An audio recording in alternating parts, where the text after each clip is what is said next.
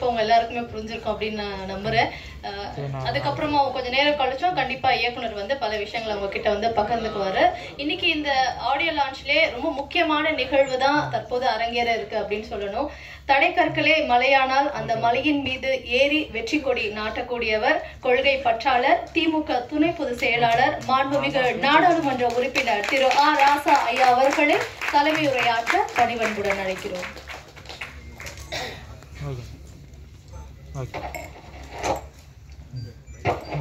காத்து வாக்குல ஒரு காதல் என்ற திரைப்படத்தின் முன்னோட்ட தகட்டை வெளியிடுகின்ற இந்த விழாவில் என்னையும் அழைத்து பெருமை சேர்த்திருக்கின்ற இந்த படத்தினுடைய தயாரிப்பாளர் சகோதரர் எழில் இனியன் அவர்களே, இயக்குனர் மாஸ் ரவி அவர்களே, இந்த திரைப்படத்தில் பங்கேற்றிருக்கின்ற கலைஞர்கள் மஞ்சுளா அவர்களே, GKB அவர்களே, சூப்பர் சுப்ராயன் அவர்களே, சுபாஷ் மணியன் அவர்களே, ராஜ்குமார் அவர்களே, இவர்களோடு இணைந்து பணியாற்றியிருக்கின்ற ஏனைய கலைஞர்களே, வருகை தந்திருக்கின்ற திரைப்படத்துறையிலிருந்து வருகை தந்திருக்கின்ற பல்வேறு வல்லுநர்களே, பெரியோர்களே, தாய்மார்களே, பத்திரிகையாளர்களே, ஊடகவியல் நண்பர்களே, உங்கள் அனைவருக்கும் வணக்கம். நான் சார்ந்திருக்கிற திராவிட முன்னேற்ற கழகம் கலையோடு, இலக்கியத்தோடு, சினிமாவோடு நெருங்கிய தொடர்பில் இருந்தாலும் கூட நான் அரசியலுக்கு வந்த 90களில் பரபரப்பின் காரணமாக அதிகமான நேரத்தை சினிமாவுக்கு என்னால் ஒதுக்க இயலாமல் போய்விட்டது. எப்போதாவது தலைவர் கலைஞர் அவர்களோடு புதிய படங்கள் வெளியிடுவதற்காக சிறப்பு வெளியீடுகள் இருந்தால் அவரோடு பார்க்கிற அனுபவம் உண்டு. நாங்கள் பார்த்த திரையுலகமும் இன்றைக்கு இருக்கிற திரையுலகமும், நாங்கள் அனுபவித்த இசையும் இன்றைக்கு இருக்கிற பிள்ளைகள் அனுபவிக்கிற இசையும் இருவேறு உலகத்தில் இருக்கின்றனமோ என்கின்ற அளவிற்கு இன்றைக்கு திரையுலகம் வளர்ந்திருக்கிறதா, முதிர்ச்சி அடைந்திருக்கிறதா, அல்லது சிலர் செல்வதைப் போல சீரழிந்திருக்கிறதா என்பதையெல்லாம் நான் மிகப்பெரிய ஆய்வுக்கு எடுத்துக்கொள்ளாதவன். ஆனால் காதலும் வீரமும் தமிழர்களுடைய வாழ்க்கையில் இரண்டர பின்னி இருந்தது என்பதை திராவிட இலக்கியங்கள் சங்க பாடலில் இருந்து பல்வேறு விதமான குறிப்புகளை எல்லாம் பேரறிஞர் அண்ணா அவர்களும் தலைவர் கலைஞர் அவர்களும் எழுத்தில் எடுத்து காட்டியிருப்பதை நாங்கள் எல்லாம் படித்து வளர்ந்தவர்கள். இன்றைக்கு இருக்கின்ற முதலமைச்சர் திராவிட மாடல் ஆட்சியினுடைய நாயகர் மாண்புமிகு முத்துவேல் கருணாநிதி ஸ்டாலின் அவர்கள் அவருடைய தந்தை கலைஞர் அவர்களுடைய எழுத்தில் விளைந்த ஒரே ரத்தம் என்ற திரைப்படத்தில் நடித்திருப்பார். அந்த படத்தில் சாதி ஒழிப்பு குறித்த மைய கருத்து அடிநாதமாக இருந்திருக்கும். எப்போதுமே ஒரு கருத்தை செயற்கையாகவோ இயற்கையாகவோ நம் மீது வரித்துக் கொள்ளுகிற போது அதனால் ஏற்படக்கூடிய விளைவுகள் அதிகம். நானே கூட 8ஆம் வகுப்பு படிக்கிற வரை திராவிட இயக்கம் என்றால் என்ன, பெரியார் யார், கலைஞர் யார், அண்ணா யார் என்று அறியாதவன்.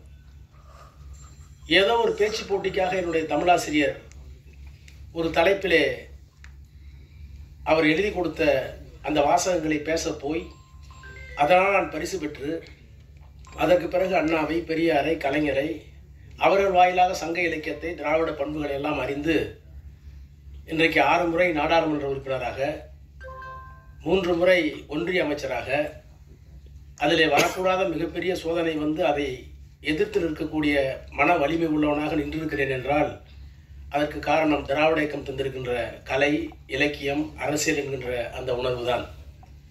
அந்த அடிப்படையிலே இன்றைக்கு இருக்கிற முதலமைச்சர் நடித்த அந்த ஒரே திரைப்படம், ஒரே ரத்தம் திரைப்படம் கூட மிகப்பெரிய தாக்கத்தை என்னுள்ளே ஏற்படுத்தியது. ஆனால் இந்த படத்தினுடைய கதை என்னவென்று நான் கேட்டேன். இந்த முன் வெளியிட்ட தகடை பார்க்கக்கூடிய வாய்ப்பை பெற்றேன். நான் முன்பே குறிப்பிட்டதைப் போல கலை, இலக்கியம், காதல், வீரம் எல்லாம் தமிழர்களுக்கென்று இருக்கின்ற தனி செம்மாந்த விழுமியங்கள். எங்குற்றான் உந்தன் மகன் என குரல் கேட்ட தாய்க்கிழவி, பொங்குற்ற துயர் அடக்கி புலி போன இடம் நானறிய போர்க்களம்தான் போயிருக்கும், புலி இருந்த குகை இதுதான் என்று தன் வயிற்றை சுட்டி காட்டிய தமிழ் என்று கலைஞர் எழுதினாரே, அந்த கலைஞர் தான் ஏறு தழுவுதல் ஆடவருக்கு அழகு, அவர் வாயில் வெற்றிலை சேறு தடவுதல் மகளிர் கழகென்று காதலையும் சொல்லியிருப்பார்.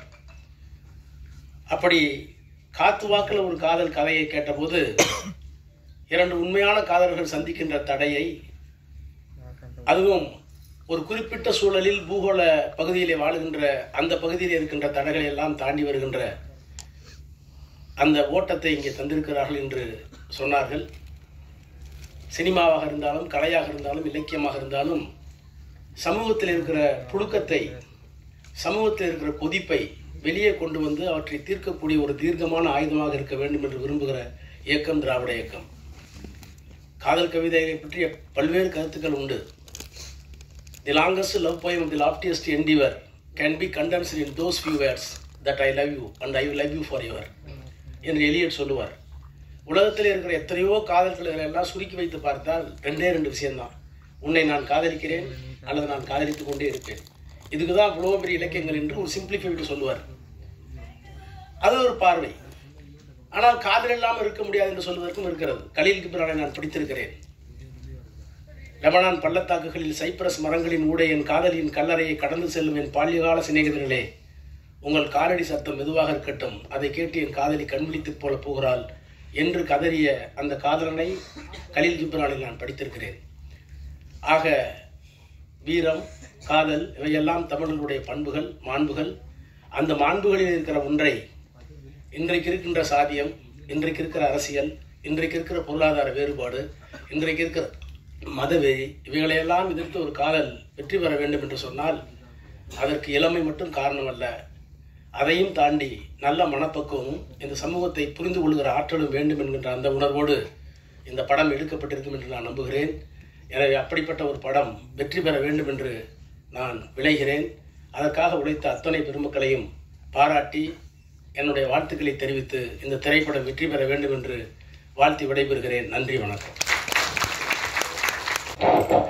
நன்றி ஐயா. தற்போது காத்து வாக்குல ஒரு காதல் படத்துடைய இசைத்தட்டை மாண்புமிகு நாடாளுமன்ற உறுப்பினர் அவர்கள் வெளியிட மேடையில் இருக்கும் சிறப்பு விருந்தினர்களுடன் படக்குழுவினர் இணைந்து பெற்றுக்கொள்வார்கள்.